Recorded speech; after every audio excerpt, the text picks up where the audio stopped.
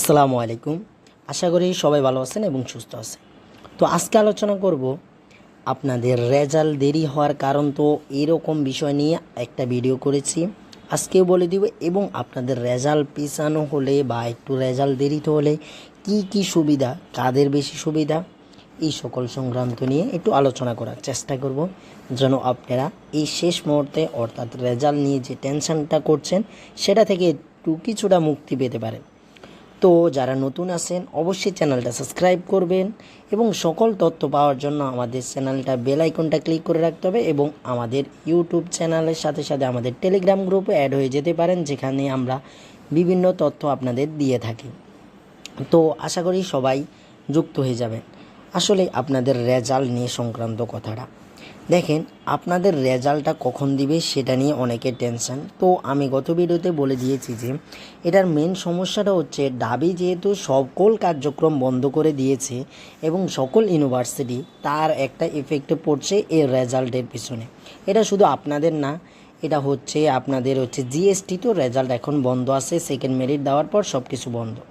এরপর হচ্ছে কৃষিগুচ্ছ পেছানোর কথা ছিল, বাট এখান থেকে প্রবেশপত্র অলরেডি ডাউনলোড করা শুরু হয়ে গেছে এবং 20 তারিখে এক্সাম হবে, অর্থাৎ কৃষি এক্সাম হচ্ছে সময় মতোই। এছাড়া এই সকল সমস্যা শিক্ষকরা যে আন্দোলন করছে সে সমস্যার কারণে, যেহেতু ডাবির কার্যক্রম বন্ধ, ডাবি যেহেতু এই 7 কলেজকেই পরিচালনা করে থাকে, ডাবি যেহেতু কোশ্চেন করে, ডাবি যেহেতু সকল কার্যক্রম করে, শুধু 7 কলেজ এদের ক্লাস নেই শুধুমাত্র। আপনাদের সার্টিফিকেটও পাবেন ডাবির থেকে, এর আগের ভিডিওতে বললাম। তো আপনাদের সুবিধাটা কি এটা যদি রেজাল্টটা পিছানো হয়?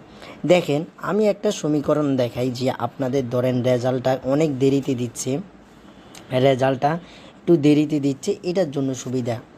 রেজাল্ট দেরিতে দিলে যে সুবিধা দেখেন, আপনাদের কিছুদিন পরে 20 তারিখে এক্সাম কৃষির এক্সাম, এবং কৃষিতে প্রায় 3700 প্লাস সিট আছে, 3700 সামথিং প্লাস সিট আছে, ধরলাম 3700 সিট আছে।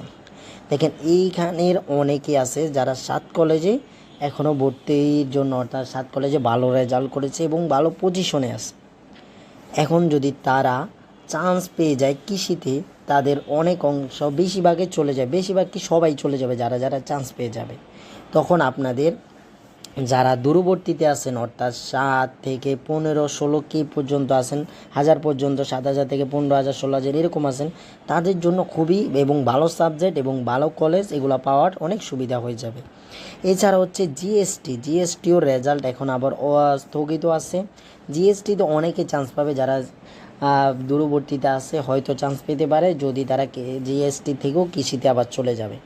তখন আবার আপনার 7 কলেজ থেকেও কিছুজন কৃষি চলে যাবে আপনার জিএসটিতে, তখন 7 কলেজ আবার সিট খালি হবে। সিট খালি হলে আপনার অনেকে, যারা বললাম 7000 থেকে 16000 এরকম পিছনে আছেন, তারা সিট পাওয়ার সম্ভাবনা এবং ভালো সাবজেক্ট, ভালো কলেজগুলা, ডিপার্টমেন্টগুলো ভালো পাওয়ার জন্য অনেক সুবিধা হয়ে যাবে। তো আশা করছি চিন্তা করবেন না যে আপনাদের রেজাল্ট কখন দিবে, এটা শুধু আপনার জন্য না, সবার জন্যই। রেজাল্ট পিছানো হোক, সব কিছু করুক, এটা আপনার হয়তো সুবিধা আসবেই ইনশাল্লাহ। কারণ আপনাদের 5টা মেরিট দিবে, প্রথম মেরিটে বেশি সংখ্যক চান্স পাবেন না, পরবর্তী মেরিটগুলোতে ইনশাল্লাহ আস্তে আস্তে চান্স পাবেন। তো রেজাল্ট দেওয়ার সাথে সাথে আপনাদের জানিয়ে দেওয়ার চেষ্টা করব, আমার টেলিগ্রাম গ্রুপও জানানোর চেষ্টা করব এবং ভিডিও যদি আমি সময় পাই দেওয়ার চেষ্টা করব। যারা, আবারও বলছি, যারা নতুন আছেন চ্যানেলটা অবশ্যই সাবস্ক্রাইব করবেন এবং পাশে থাকা বেল আইকন এবং একটা করে অবশ্যই লাইক দেওয়ার চেষ্টা করবেন। আগে যারা সাবস্ক্রাইব করেছেন সকলকে অসংখ্য ধন্যবাদ।